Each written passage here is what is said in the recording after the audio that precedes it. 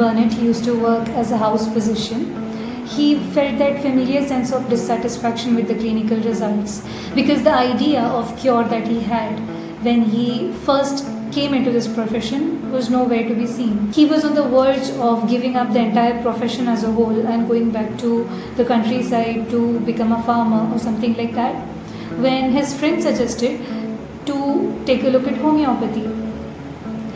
Although he was filled with skepticism about it because he has been taught in his med schools by the professors that homeopathy was nothing but therapeutic nihilism. Even though filled with doubt and hesitance, Dr. Burnett took up the study of homeopathy, and the first book which he was introduced with was Dr. Hughes' Pharmacodynamics and Therapeutics.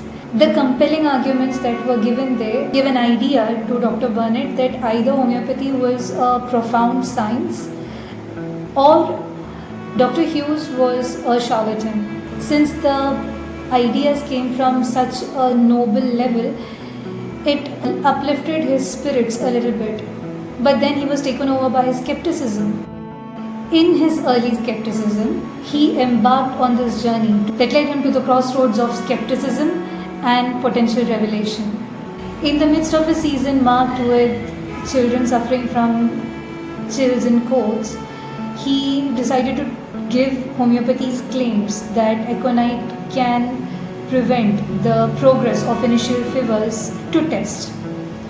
And he had an entire ward with children experiencing such kind of symptoms.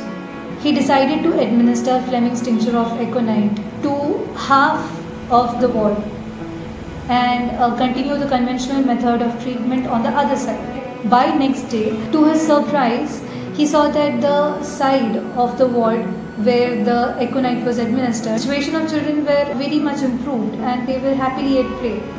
On the other hand, the other side, which got conventional mode of treatment, were either the same or worse. This stark contrast between the sides of the same ward put him to thinking.